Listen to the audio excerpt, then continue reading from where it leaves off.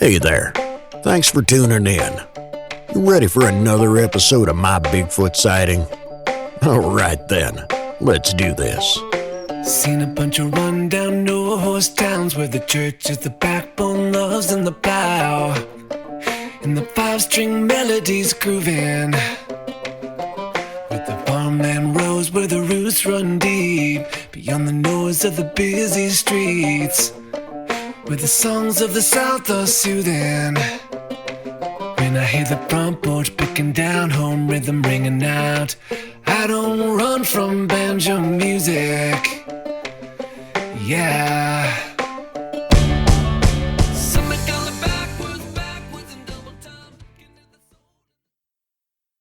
My Bigfoot sightings are why I started to research them. So when I was 6 years old, my dad pretty much introduced me to the concept of Bigfoot and Sasquatch. He told me about the Patterson film that he actually watched and seen in the movie theaters when he was a kid. And there was a bunch of different shows and stuff over the years that we would watch about ghosts and UFOs. And of course, Bigfoot was always the most prominent in my mind and the one I always latched onto the most. But at 6 years old, I was over at my grandma's house with my dad, and I think we were just doing some chores and mowing the lawn and stuff. And at the end of it, we were wrapping up, and I started running down the trail just right next to the house where it would be. And then this trail would go down the property line and stuff and actually would lead out to some railroad tracks. But I remember, you would walk up and maybe 50 feet, there was a couple pine trees, and another 50 feet, there was a grove of different kind of smaller pine trees. But in between these two trees, which you would go onto the trail, I remember as I was walking over there, I actually seen a Sasquatch cross from tree to tree, and got a pretty good look at it for 6 years old. It's still burnt into my memory. And I instantly started calling for my dad and ran and got him. And he was actually on the front porch just right there. And of course, he went down there and investigated, and he didn't see anything. And of course, kind of just told me to don't worry about it. It's your imagination, kind of knock it off type of thing. But I was, over the years and stuff, always thinking back and looking back at it, even now, I'm very adamant that I seen what I seen. I seen a Sasquatch cross between these two pine trees and stuff, and I turned around and booked it. So I'm not sure what exactly it did after that, but it wasn't more than 15, 20 seconds before my dad walked down there to investigate. And that's what really kind of set it and stuff, I guess, at that age. More videos, more TV shows on the History Channel, and Sci-Fi actually had, it was called Sightings or Sightings X, a nice show about aliens and all that different stuff. But Bigfoot, again, was always on there. And skipping a couple of years and stuff, we moved a couple of different places and was actually out in the countryside. And my mom had passed away, so at 13 and stuff. We actually had just moved to this new place out in the country, away from the city and stuff. And I started going out in the woods a lot, to clear my mind mostly, but also to, always look for Bigfoot, because that was on the back of my mind at the very least. So, I kind of had a routine going where I would, go out during the day, but go out at nighttime, and I would set out to go outside my house and go to these side woods and adjust my eyes to the darkness so I could be able to see. That takes about 20, 30 minutes. And then I would cross this road and go to this main section of what I would call different microhabitats of vegetation and, a overgrowth bushy area or overgrowth farmland, and leads to some hardwood pines that leads to a creek that goes into a swamp, and just different types of environment and beautiful landscape and stuff. And so while being out there and stuff, I found a footprint and stuff, but wasn't quite sure. And other things had happened where, weird feelings and stuff. But this particular night, I decided to skip going into the side woods to adjust my eyes, and I just crossed the road and paralleled the road that went up to this gravel pit, and then I would cut on over to the left and hook into the main areas where I wanted to go at nighttime. So I crossed the road and I start walking 20 yards parallel on the road, and I hear a little commotion going on, and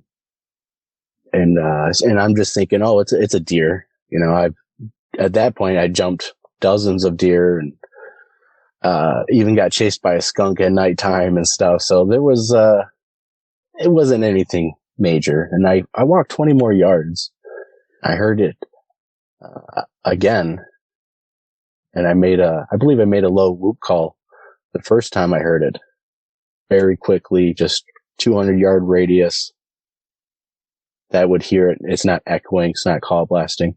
So when I walked 20 more yards and stopped and heard it again, I made another low whoop. And again, this is the opposite of kind of call blasting. You're kind of just shortly blasting this zone of 100, 200-yard radius at the most. And I listened. Nothing happened. And I continued to walk because I'm just starting out in my night. Been doing this a while, and the only thing I had with me was a walking stick.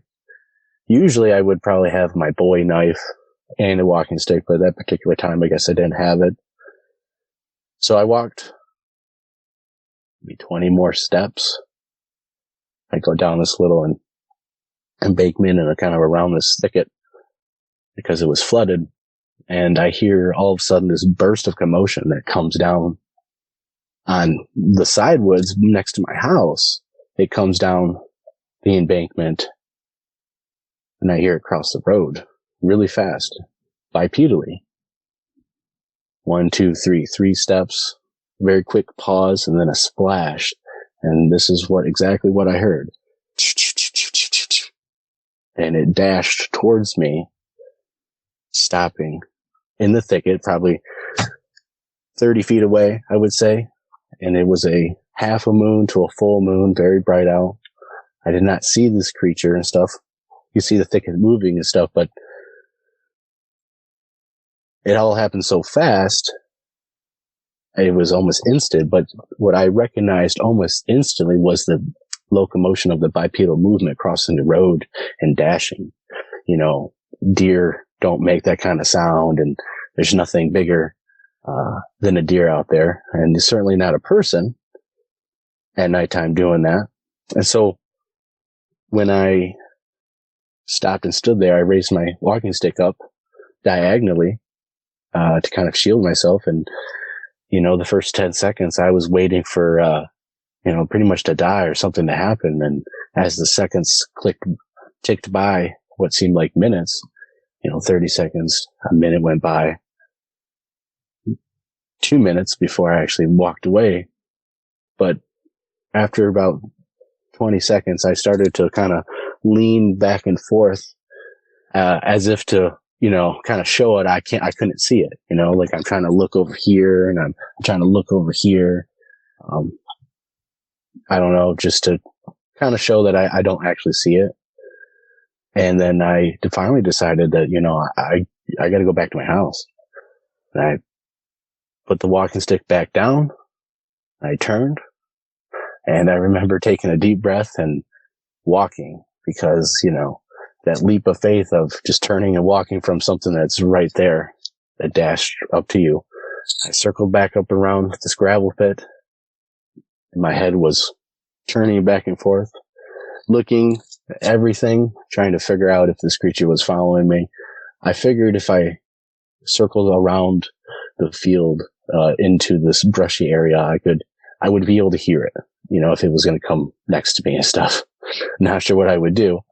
But if I felt like if I walked on the road, it could come after me a little bit quieter, and I might not be able to see it and stuff. So I went left, and I circled all the way back to my house, and walked in the door, and I didn't go back in the woods for 2 months. At nighttime, especially, but slowly during the day I went back out, and then at nighttime I went back out and would have friends and stuff, and we would always, kind of hang out and do some stuff out there and walk around, and never really tell them we were Bigfooting, but it was always in the back of my mind that this, happened in the same exact area.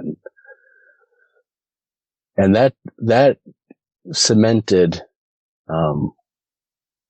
that these creatures were real, that, I wanted to research them even more. And once I pretty much got over that fear of, almost being devoured or killed or, whatever, nothing happened. So I figured, well, how many times have I, been out there and nothing's ever happened? So I just continued just to go out.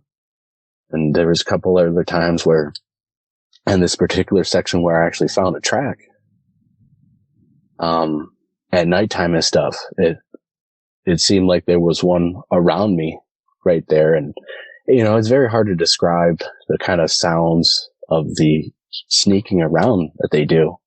And so at the time, I wasn't quite sure.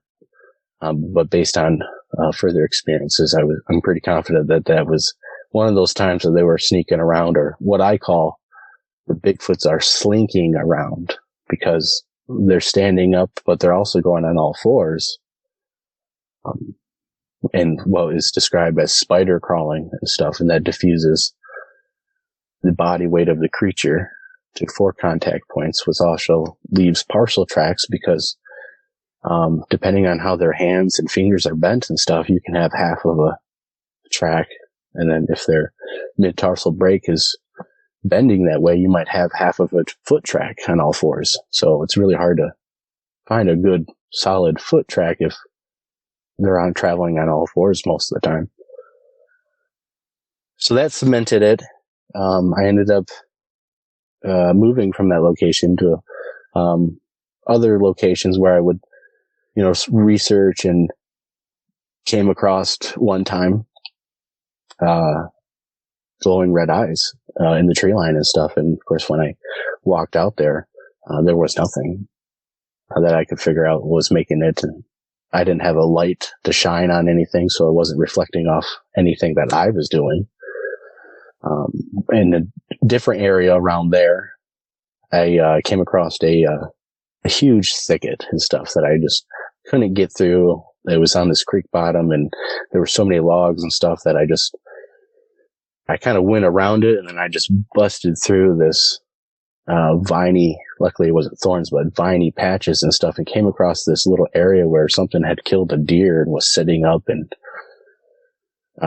had been there a while. It looked like it was a bend of the creek, and it was shoved up in there, like a little cove where something was sitting and stuff. But other than the crazy feelings and of being watched in that area, unfortunately nothing has happened there. But I ended up moving to in with my girlfriend and her parents, actually, and they had a piece of property in the countryside, and they actually have a power line that goes through there, with a huge cut into it, and it goes miles and miles and miles and miles and miles across the couple counties. And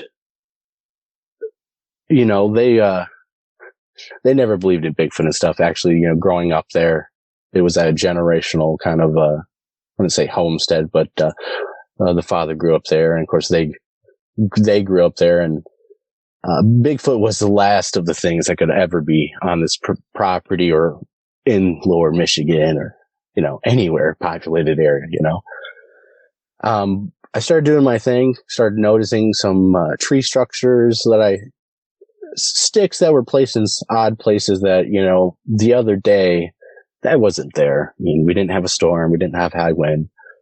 I started building a hunting blind and stuff with wood and string wire and stuff. And this one time I heard, while building it, I heard a 500-pound owl hooting at me. Hoo, hoo. Hoo, hoo. And it was pretty close, 50 yards, 60 yards, no more than 100 yards. And I rushed over there, and I didn't see anything, didn't hear anything. I thought, man, it sounded like a 500-pound owl. I mean, and I've heard howls, over the years and stuff past that, and I've never heard that heaviness ever in an owl sound vocalization again. So, a couple weeks go by and stuff, and I'm still out there kind of putting the finishing touches and adding the tarp. And it's about dinner time, the parents are, girlfriend's parents are gonna, let me know when there's dinner and stuff. And, she's off working, so she's not there, but my girlfriend wasn't there. But so, they were gonna let me know and stuff. I'm out there working, and all of a sudden I hear this, a Bigfoot call, this Bigfoot whoop, a big, long, drawn out whoop. And I'm thinking, oh man, they're playing a joke on me. They're kind of funny, and it's really loud, and I hear it again, and I'm just like, man, and then, kind of happy and joyful that, they're kind of entertaining it a little bit. And so I walk up there and say, hey, it's a dinner time. You guys call for me? And they're like, no, what are you talking about? And I was like, you guys didn't go out there and, make a Bigfoot call and call me in for dinner? And the expressions were like, no. And these were the people who, if they were, messing around and stuff, they definitely would have came out and said, oh yeah, that would have been us. But completely the opposite, and no reason to lie for any reason, especially about little Bigfoot stuff.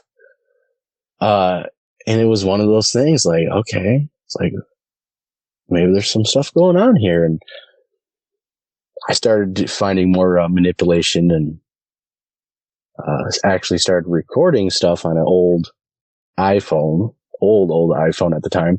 And I started, so in winter, it was fall, I believe.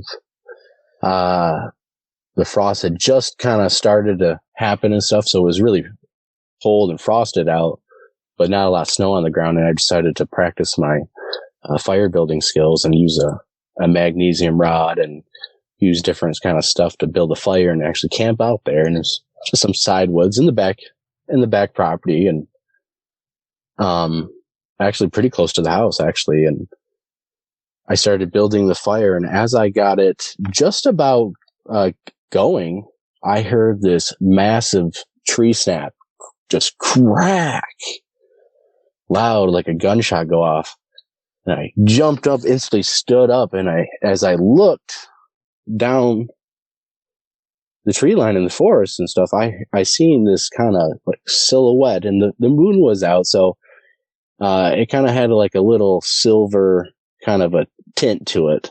But I seen a silhouette of an upright running creature of some sort. I didn't get a good positive look to say, it was a shaggy-haired Bigfoot, but it was a long-limbed, tall kind of a humanoid creature that broke a stick. So I seen that, and I'm like, okay. And I just continued to get the fire going, because again, nothing's crazy has happened really, right? Not in danger. And I sat out there and I waited, and I made call again, low whoops. So I'm not letting the whole neighborhood, everyone, all the houses down the country road know that, I'm doing Bigfoot stuff. But nothing ever happened again that particular night. The next morning during the daylight, I went out and looked at where that giant limb had broke. I actually found it, and it was the size of my thigh, fresh, just snapped and laying right there. And I tried to look for tracks and stuff, but I couldn't find any tracks. So I definitely knew there was what I assumed was Sasquatch on the property.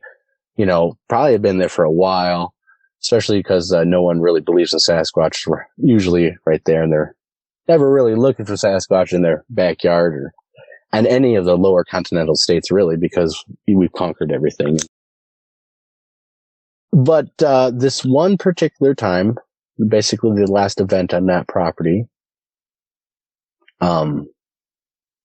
before moving away and not going over to the the gram over there as much, but I was actually coyote hunting. Just bought a rifle, 223 bolt action Savage, and was going to go out coyote hunting. Had my setup. I shot a couple possums with a 22 because they were getting in the trash, causing a nuisance, and but the coyotes were causing a nuisance, and the neighbors even were talking about it. Of course, had full permission, and small dogs and cats on the property and stuff. You know, it was a big deal. We started getting a male and female on trail camera. So with our intent was to get rid of them before they get the cats and stuff. So I actually seen a possum and I tried to shoot it and miss because it was like 10 feet away. I just shot over it because the rifle wasn't sighted in properly for that close distance. But I was thinking, oh, well, there goes my night. My hunting's over with because I just scared every single thing that's going to probably be around.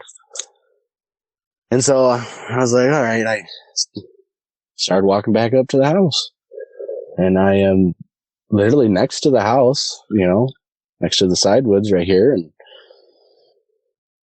I hear the neighbor yell at me, and I'm just like, what the heck, man? Why are you yelling at me? I'm, you know, hunting coyotes, you know, they're a nuisance. Like, I thought everyone knew about it. And then I hear it again, and it just, you know, it didn't sound right. When I heard it the second time, I was like, oh, he's not. I heard it the third time and instantly realized he's not speaking English. He's mumble yelling at me. He's going,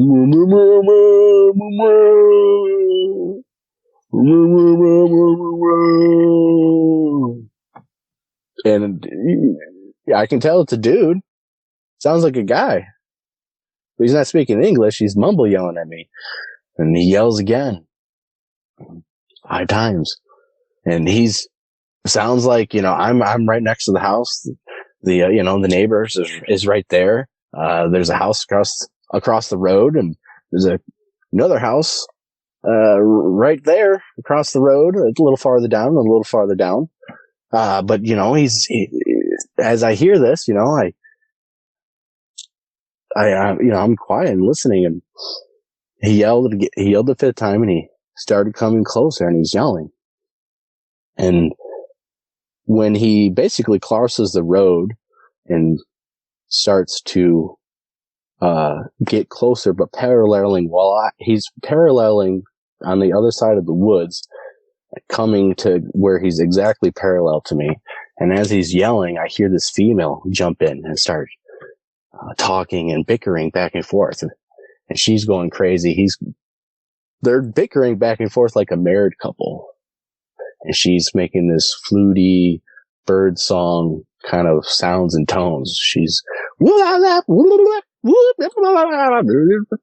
and, you know, kind of like samurai chatter, but it's a female, clearly a female. And why my impression as this is happening super fast again, and they're coming and they parallel until they get all the way parallel to me, and they stop. They're quiet. But before that, they're bickering back and forth, talking. And the male is going back and forth, and it's almost like you bump into a guy at the bar or something, and he turns around and he's about to show you what's up because you made him mad, and his wife's dragging him, saying, "No, Bob, don't, Bob. He has a gun, Bob. You're going to get in trouble, Bob. It's not worth it. It's not worth it." That is the emotional impression that I got. This is a guy that I'm hearing, and this is a woman, and they're going back and forth just exactly like that. And so when they get paralleled to me 100 yards out, they go quiet. And for the next 15 minutes, I hear what I describe now as the Bigfoot slinking through the woods, or sneaking through the woods, slinking. And I hear a little rustle here, little twig. You hear them coming closer, and they're taking their time until I feel, you know, this heavy presence where it's just like, I can't stand it anymore. You know, I haven't peed myself, but I am, feeling the heaviness of, oh my gosh, I probably should go inside right now because this is a bad situation. And that's exactly what I did. And again, that turning and walking away from the creatures that are right there. I made it inside, and I made sure to be armed in the bedroom because I didn't know what could happen. I'm all night. I'm kind of thinking, what's going to happen? Are I slap the house? Are they going to make calls? Because he was mad at me. Like I spoiled his hunt. When I said I thought I spoiled my hunt, that's, I guess, what I did to him, because the emotional, he was a guy, he was mad, and he was letting me know. And he was coming down there to really let me know. And thank goodness that female was pulling him back, telling him to stop, being extremely vocal, because I'm not sure exactly what his intent was before she convinced him to, let's just go up to him. Or, they quietly came up to me instead of belligerently, which he was doing. So, that was a very intense moment. And looking back, that is probably the most intense moment I had, because I felt the emotional anger from the guy. And again, I'm kind of thankful that the female was there to bicker back and forth like humans. It wasn't an animal linguistic. It wasn't grunts. It was a humanoid language. I didn't understand it. It was samurai chatter, mumbles, fluty tones, all sorts of stuff. But it was a language. It was people. That was definitely cemented. It was people. A type of people. A humanoid person. These Bigfoot. So, yeah, that kind of put a little damper in going outside at night. And, I wouldn't say, there was this heaviness feeling, but, it felt a little bit more, on edge and stuff, but everything died down and never had any major incidents there at that particular property again. And basically after I moved from there, was going to another location at the same time. Started, I had the iPhone and had some interesting stuff, mostly, just tree manipulation and footprints and, some recordings of stuff that you probably couldn't really hear. Although I did have one recording I was able to save, in this new area of research area that I basically still research now. In the winter, I was walking along this creek and started hearing tree knocks and started recording it. And that was the end of winter, the beginning of summer. Was working a job, and my phone flew out of the cup holder and went down, and my jug of water spilt all over it and destroyed it. So I lost all the stuff I had, and I was like, what am I going to do? How can I prevent that from happening again? And I thought, well, I just thought, I just already had a YouTube account. I just upload the stuff there, and that way it'd always kind of be there, and I wouldn't really have to worry about saving space on a computer or on a phone and stuff. I could just transfer all my stuff there, and that's really why I started the Lost Cryptids Conservatory, and that was at the very end of 2018, because of the fact that I lost the evidence I did have and didn't have, the capacity to store everything, because that fills up pretty fast, as everyone knows. At the time, it was actually called the Lost Ones Conservatory. And that was because, the name did change. I think after about a year, I made a couple different videos and breakdowns of interesting stuff that I thought was cool. And the Lost Ones Conservatory and the Lost Cryptids Conservatory is basically the same premise as, there's all these cryptid creatures and Bigfoot and Loch Ness and all these creatures that, the cryptids, they're a mystery to us in modern man, but in ancient times, they had different names for all these creatures and ghosts and the boogeyman and different weird stuff. A lot of tribes and people and cultures throughout the world and time, the history of the world at different time periods have names for these creatures. And so it's, the Lost Ones, Conservatory, and then they became the Lost Cryptids Conservatory because I didn't really like the name and stuff. So, it's almost like we have amnesia about basically everything in the ancient world and lost treasures and lost civilizations and all sorts of stuff. And these cryptids, is another thing added on where we've lost track of all these fairy tales and mythology and what was real and what wasn't and what people actually were seeing. So my intent was to go out there, and still is, just try to get evidence and just post it on YouTube and for just people to see. And I don't try to do anything really flashy other than just put the raw stuff out there, because what's important to me is getting the best evidence you can and having it in its raw form, unedited with spooky music added on, and just show it. And if the evidence is good enough, it's going to stand on its own. And that's what it's all about. In my opinion, it's awesome doing the podcast. And I have my own shows, and, you do see the documentaries, and I've been a part of that stuff too. And it's fun. It's great. But at the end of the day, we're trying to find evidence of these creatures, potentially prove that they exist, at least not feel like, we're nuts and crazy and we're the only ones out there that actually see these creatures. And it's like, come on. I think there's a lot of stuff in the community and stuff that gets away from finding the evidence and actually researching and having the integrity that goes along with that, and being professional when you're out there, So, I was by myself, and, I started hanging out and went to a Bigfoot conference, and it was I just went blank with the name. Phil Shaw, the late Phil Shaw here in Michigan, a Michigan researcher, who, not very well known and stuff, but a local researcher up in West Branch. He put on the West Branch, Michigan Bigfoot conference, and held it for a number of years until he unfortunately passed away.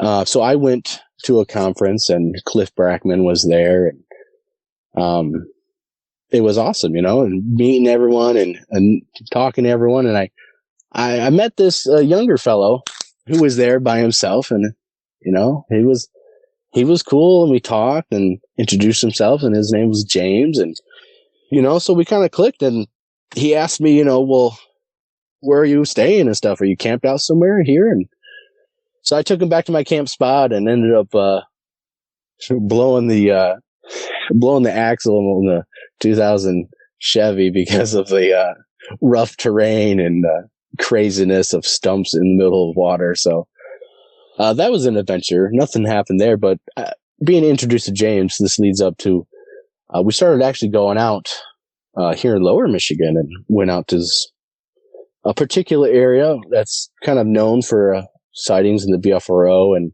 historical sightings, and a massive area, an area where lots of people go for recreational purposes, and would never think a Bigfoot would ever be possible there. So we're out there, and first couple of times, we find some interesting, maybe tree structures. Maybe it's just nature. But the third time, we were going to go out there together. The day before that happened, I went to a different section of woods that I've never been to. We weren't going to go there, but this was kind of close to where I was at. And I started walking, and I found what I would describe as these rock mounds. And I found a number of rock mounds, rock piles. Sometimes they're 8 by 10 or sometimes they're 20 by 20 radius of piles of rocks. They look like rock mounds in the middle of the woods or on top of hills, or not really next to roads or anything where you would think people or farms has, put them there, stacked them there. So I was looking over there, and I started walking up these ridges and down, and was going to go up this hill, and it was pretty rounded and stuff. So it's kind of like I wouldn't say pyramid and stuff, but kind of reminded me of almost like a pyramid shaped kind of a hill. And as I walking over there, I hear something walking next to me, and I'm looking, and I'm actually filming, and all of a sudden I don't see anything. I hear it again, and it's distinctly walking. It's right there next to me, 20 feet away. And I kind of, get a little spooked out for a second, and I'm just like, it's probably a chipmunk. I just can't see it as a chipmunk running around. Whatever. I continue up this hill, and I kind of feel, all of a sudden, I just feel weird. I don't feel like I should go up this hill anymore, and I should just turn back. And so that's what I do. I listen to my instincts, because over the years, you learn to trust that, especially in this line of research. So as I'm walking, making my way back, I start hearing the footsteps again, and I'm looking, and there's nothing there. Right. And I'm like, okay. So I'm just going to walk faster, and I'm going to go, 200 yards away. No animal's going to follow me. I know it's definitely not a deer. I can't see anything, but like no rational animal is going to keep following you through the woods. Most animals are scared. They have evolved to be able to detect humans through sounds and smells, and even by the bipedal movement of a human in the woods, animals can pick up that and instantly know that that's a person, and will go the other way because we've hunted them. And so I'm thinking, okay, well, if it's an animal, it's not going to follow me, right? And I go 200 yards away, and I am being followed because I hear this thing following me. And so I'm walking away, and I'm keeping hearing it, but I don't, I'm not seeing it, but it's not super close at this point. I get into this kind of more of a clearing. It's kind of a grassy little patch, a grass patch with no trees in it. And I'm thinking, okay, here it is. I'm at the very end, and if I'm filming, and if I, hear this thing walk up in here, I am going to get it, because, it could have been in the brush, there could have been, whatever, a raccoon, deer, whatever. But at this point, I'm thinking, okay, I'm going to see it. And it walks up, and then all of a sudden I hear two of them, and they start going around me until they are at the 9 and 3 o'clock position. And I am filming, and I don't see anything. And I'm thinking, okay. And so I have to go back to my car. I don't know what's going on. I get all the way back to my car, and I continue to film, and I'm hearing them. And there's this little hill, 7 feet. And I go down to my car, and I hear these things walk right up, not on top of the hill, but they're on the other side to where, if a person was standing there, I'd be able to see it. I'd be able to see him from his waist up. I didn't see nothing. And so I got out of there. The next day, I went with James. Me and James went to a completely different area, started the same area we had been going, but we were pushing farther and farther and farther. And we came across a downed tree that we couldn't explain. It was pretty awesome, and it was blown apart. We basically discovered that it had been hit by lightning and blown a huge chunk apart and burnt. And so we're looking, investigating, and all of a sudden we hear this knock. Bam! And I was filming. And luckily this is filmed. This is on the YouTube. The previous day's video is also on the YouTube. So James is like, "You hear that?" It's like, "Yeah." Because I was talking, explaining what we found with the lightning strike, and all of a sudden we hear this knock, and I go quiet, and James is like, you hear that? And I was like, "Yeah, we just had a knock that came from over there." So that was recorded. That's, awesome. And we go over there, we don't see anything. We kind of find more tree manipulation, and we start filming, and the line of videos is multiple Bigfoot encounters. And the last one I entitled Escalation. And this is when me and James walked around, and, we're kind of seeing stuff and hearing a little bit of stuff, but we walk around this bend, and all of a sudden we start hearing this grunt. And we stop in our tracks, and this is where I'm recording on a GoPro Hero 7 Black, brand new at the time. And we start hearing more grunts and almost like a bark sound. But it's far away, and we're not like, okay, what? It's weird. I stopped recording just for maybe 20 seconds because I wanted to pause it and stop and then start up a new one. And we were talking and walking, and all of a sudden me and James heard this orangutan whoop.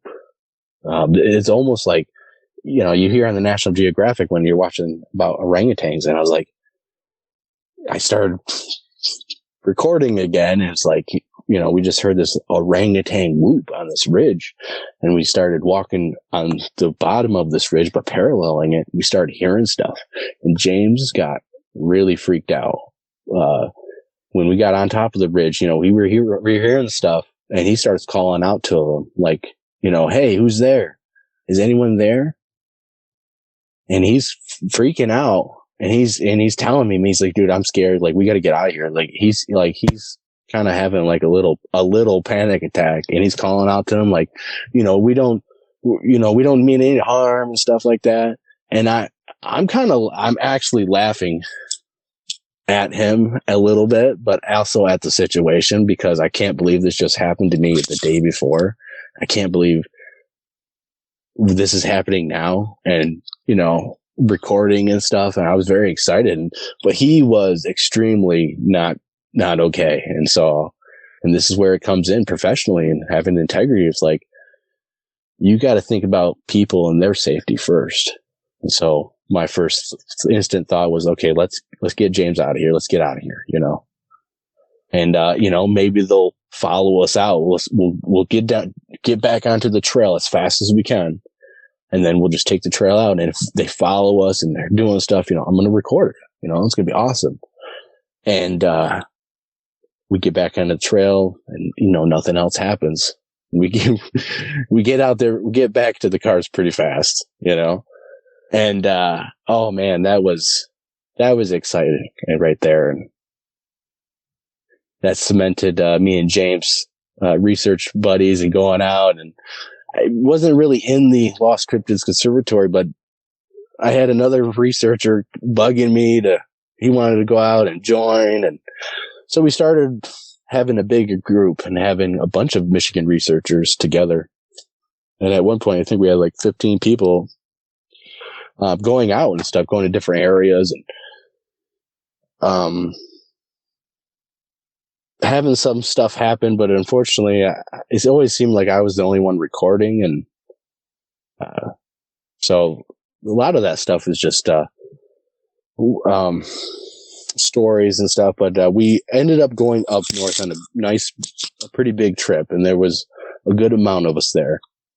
In a particular spot we've never been, but he wasn't really a member, but one of the people who was good friends with James, and they had found tracks and stuff and documented it, and made styrofoam casts and stuff. And we have pictures, and we've talked about it on the live shows, and great, pretty interesting, exciting. So we went out there to camp out during the summer, and had a big old RV that we somehow got back in there. But it was a good big group, and weird stuff started happening. When I was able to get out there and stuff, people had seen like a glowing orb that hit the size of a Chinese lantern that like had flew up above the fires and stuff, because they had lit one of these Chinese lantern things up, and it was the size of it, and it flew up right up to it. I would say maybe it was 50 feet above the fire. They said it flew up to it, and then it zipped away. And so, they were pretty excited, and they said, we were hearing stuff, and I'm thinking, yeah, okay, let's really get down to it. And we started investigating the area, and there was a place from a man who had passed away.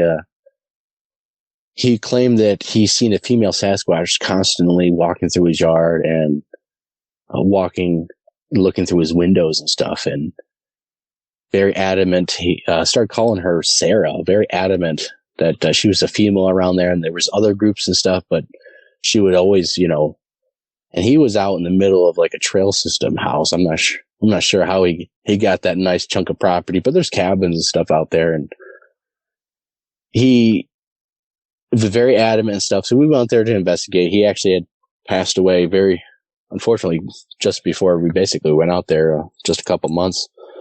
But we still was able to go out there, and during a night investigation out there, we didn't come across anything. But the next morning, we went back out there, and we split off. And me and James went out with another researcher, circling around, and we started hearing like a whoop, kind of a weird call. And I actually again recorded it, and it's on the YouTube, some older videos. We start hearing it, and we're like, okay, we're going to split up. Let's go. I'm going to go up down this trail and go up and around. You guys can go down towards this little pond area. And so we split off, because I went towards where the sound was coming from, and they went back down to where we were originally going to go, because pond, swampy area. I didn't hear anything.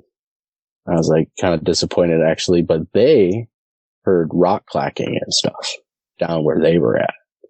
And then they came back to where I was and told me, and we're getting text messages. You got to come back to where we're at, because we're hearing something.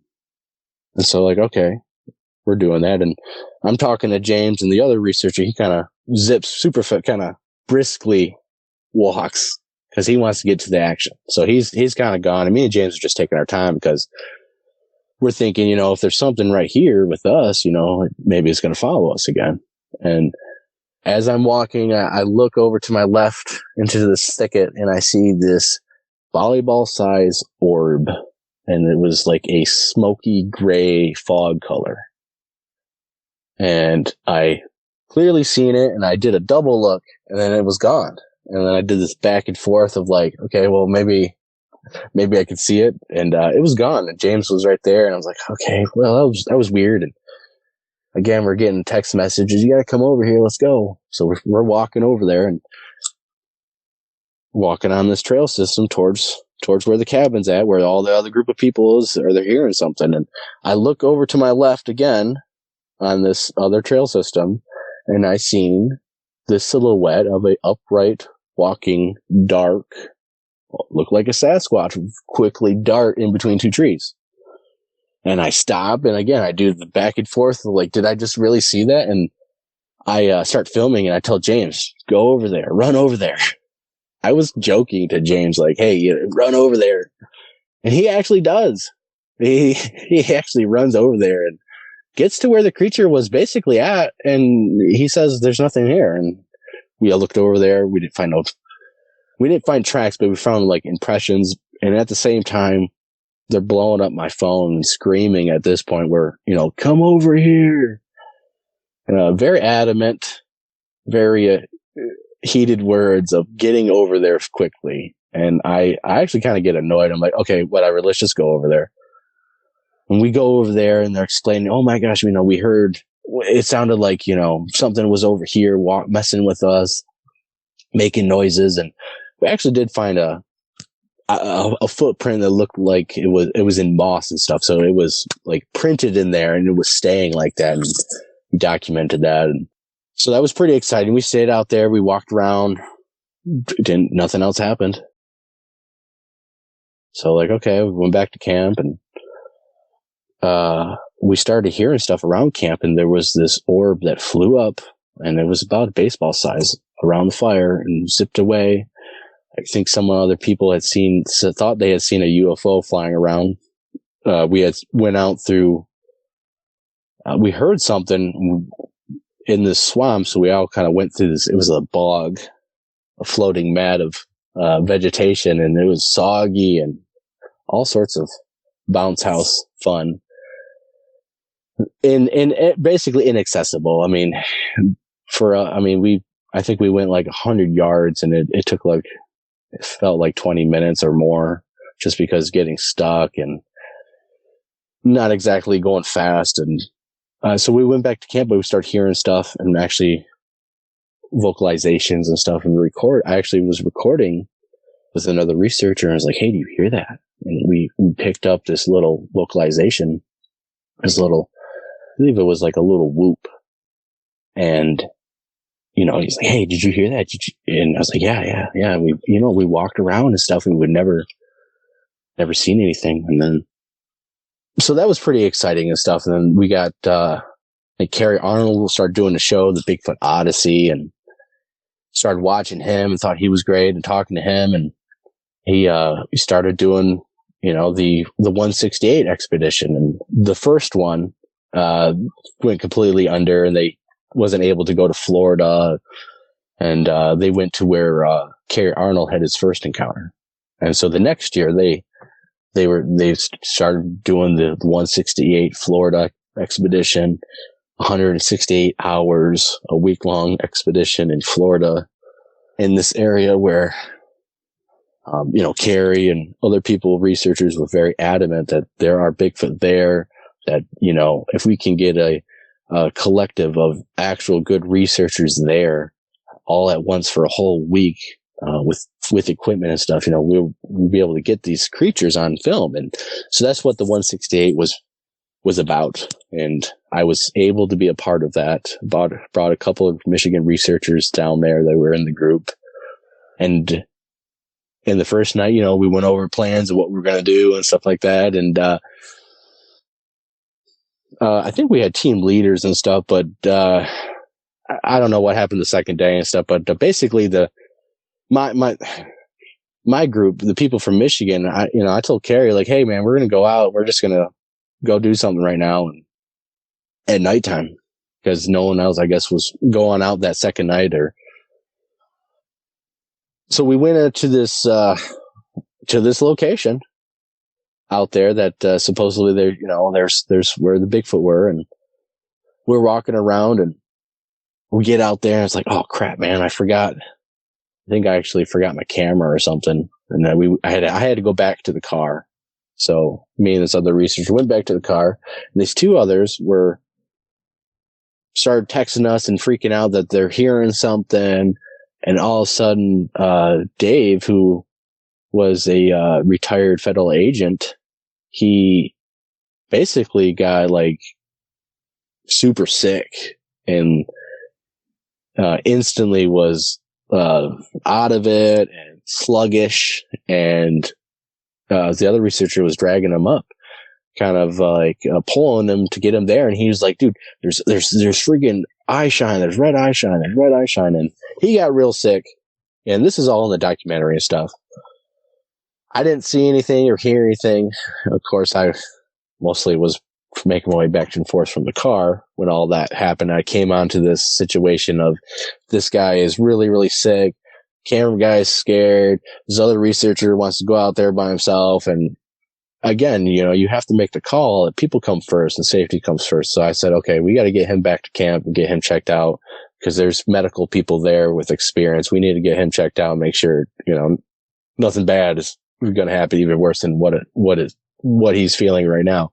So we head back and tell everyone, and he's checked out. He's good. A couple of things, other things had happened. The researchers, started getting and experiencing some stuff at camp. We actually found a footprint walking up and was able to cast that. One of the researchers from Michigan actually found it and was able to cast it. And again, it was on the documentary, and there was other patches of footprint around the fence line where it's almost like something had stood there, like watching the camp where we were all kind of spread out. And it was a pretty good track and stuff. And so that was on the video and process of doing it. And we ended up going to a whole different area miles and miles away. and where another person had walked over, a Florida researcher had went over there and went into this area, and like this animal exploded through the brush and jumped into the water, started swimming, and went under the water, but went over to this island that's surrounded by water, and there's alligators in there. A lot of alligators in the spot where we're at. And so that's where we went to go investigate. And I walked up upon a 3-toed track, actually. And it had 3 toes. It was long, it had the heel, and I actually casted it. And it was the fastest casting and fastest drying that I could ever possibly do. And I took a kind of a chunk of earth out of it just to have it underneath as it was still drying. And we got it out of there and documented that. I still have that cast, and it's a weird 3-toed foot. And I some of that's reported down there with some of these less digits in Florida. So we get back and we're going to do some night investigation now. And this particular, it's called the Four Corners, and this researcher is very scared basically to go out there at nighttime anymore because a lot of stuff has happened. And so we went out there. We had a couple of different people out there. I had I had Christopher Noel, and we were walking, talking. And the other group started on this other trail system, and we were going to meet at the 4-way intersection. And so I'm with Christopher Noel, and we started hearing these grunts and these like vocalizations, and we're talking. I was like, well, is that some cows and stuff over there? Or maybe that's bullfrogs. And it kind of does sound like a bullfrog. But then, it almost was like following us as we started walking towards where we needed to go.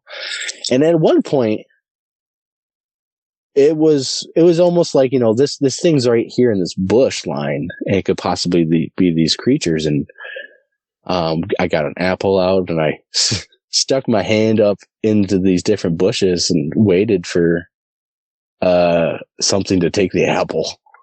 And I was filming on a night vision, a Psionics colored night vision, and started filming and stuff. And me and Christopher, we weren't positive, but it's, one of those maybes. It sounds a little squatchy, but we make our way back and meet up with the group.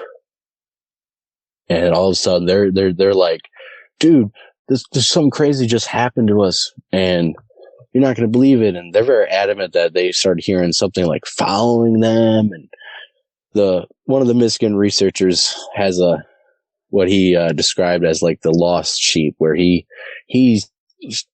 goes slow and is at the very end of the line of people and back stretched out.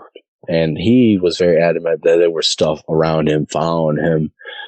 And one of the people who was in the middle of this 3-man group was kind of skeptical. And he just showed up that day and was, kind of not really invited, but kind of, talked to Carrie and was like, hey, come on out. And he didn't, he was out there having fun, but didn't really think Bigfoot was real. But apparently, and I seen the evidence, something ran up quickly and smacked this huge cop flashlight, like the old fashioned ones.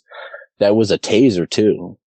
And it smacked it out of his hands, and it flipped and broke. And he was pretty, upset about it. He was, you could tell like something rattled him.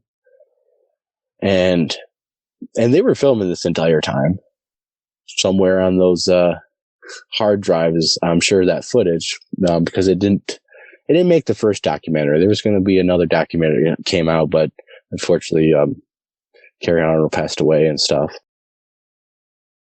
So they're telling us the story, and Christopher, we're listening, and we're like, oh man, And so the Michigan researcher sits with me and talking, and Christopher Noel goes with the other two, and they go right in the brush right in front of us. They're walking, 50 yards in this brush, because apparently the creature was on that side of the trail. They're just walking around and seeing if something happens. I got the main camera. I'm just filming down the trail and stuff. And I'm really just talking to Chad. And I turn with the camera and I look, and the camera's pointing at this direction. I see what comes out of the tree line is a humanoid creature that is crawling on all fours. And he gets up to the middle of the trail and his head is looking forward. If you were on all fours, bent as low as you could go, looking forward, and then you twist your head and you look to the left. And he looked right at me. And he's, 60 feet away, very close. Close enough that it was picked up on the camera with the IR. He looked right at me, turned, and like a bulldog, just straight through those cattails and went straight to the other group of people. And I went right over there to where it went into the brush, and I started going on the walkie-talkie, telling them like, "Hey, there's this thing just crossed the trail." I'm probably sounding all frantic, and they probably couldn't even understand what I was saying at first. But I was telling them, "This thing just crossed the trail. It's walking right next to you guys. It's right on you guys." And they're just like, over the next couple of minutes, "Yeah, we hear something walking, but but we don't see anything. It was probably a pig and stuff." And I'm thinking, ain't no way, dude. I got it on camera. And where it came from was where me and Christopher Newell walked and thought we were hearing stuff. It crossed the trail on the other side of the brush line of the trail system we just walked. Like, it was on the other side of the brush where we had thought.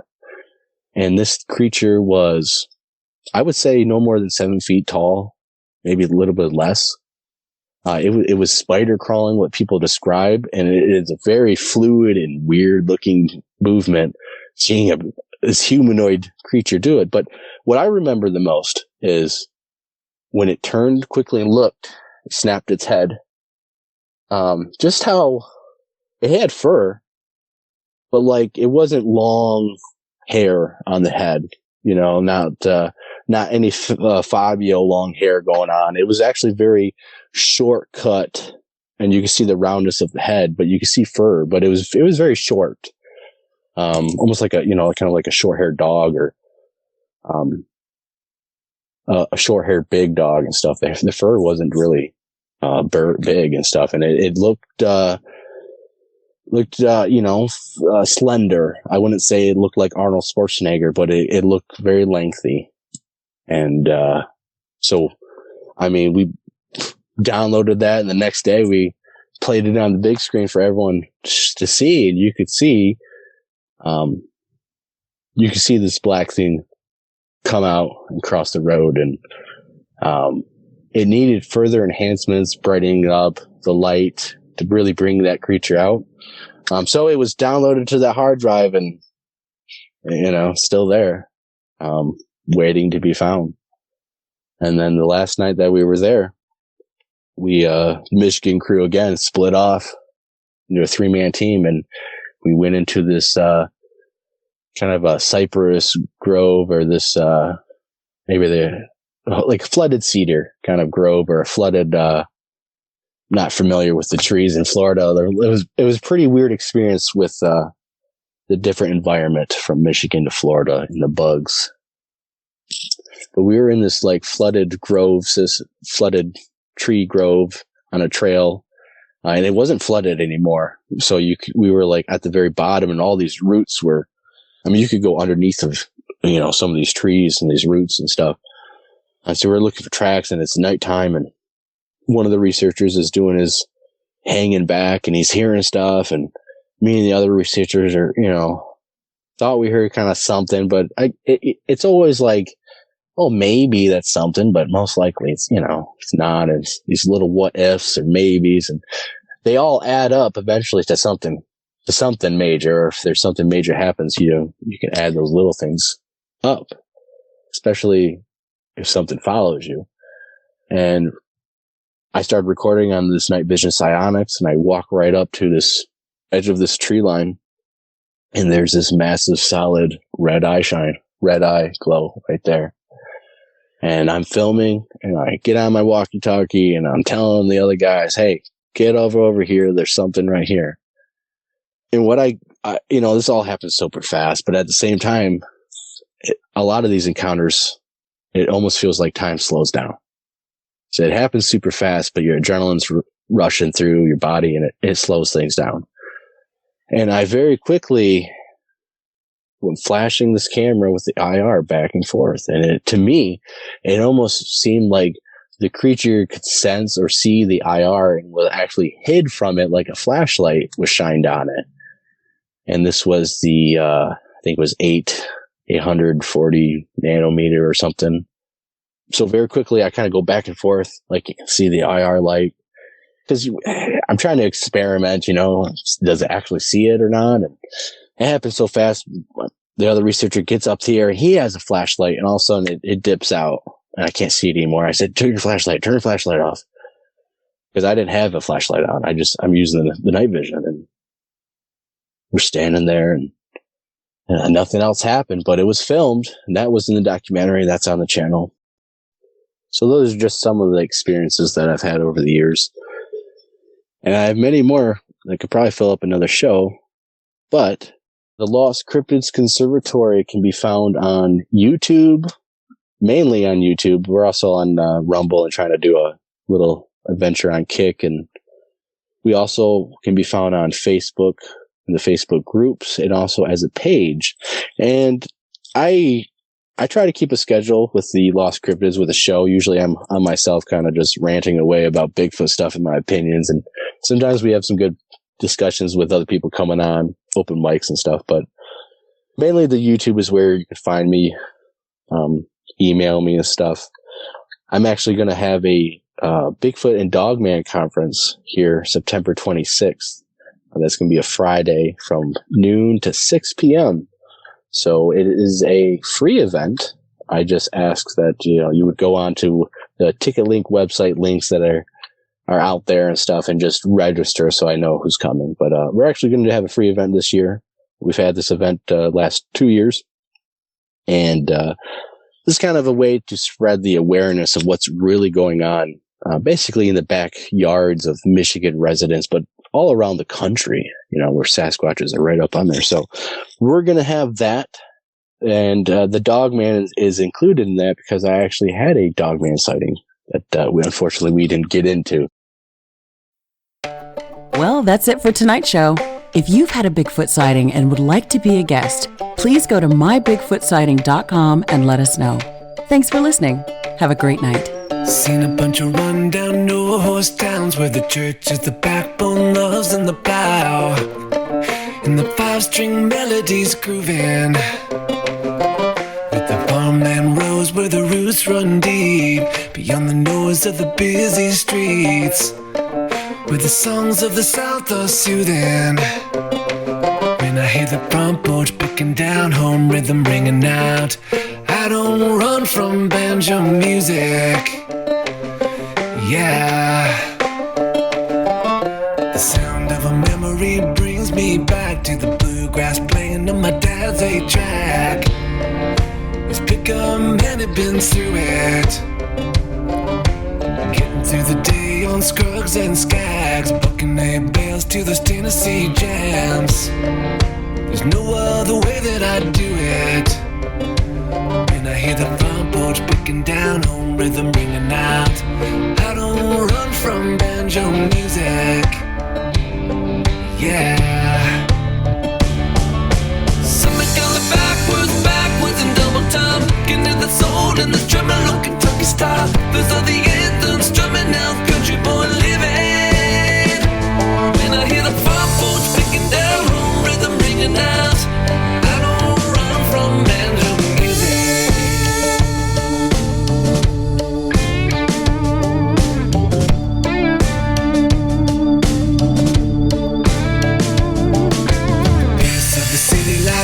Me wild, the only tune is the cars rushing by, with the bass on the stereos booming. When I hear the front porch picking down, home rhythm ringing out.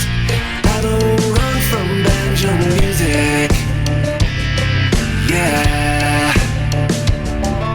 Something going backwards, backwards in double time. Getting to the soul and the tremolo Kentucky style. Those are the anthems drumming out, country boy living. When I hear the front porch picking down, home rhythm ringing out. I don't run from banjo music.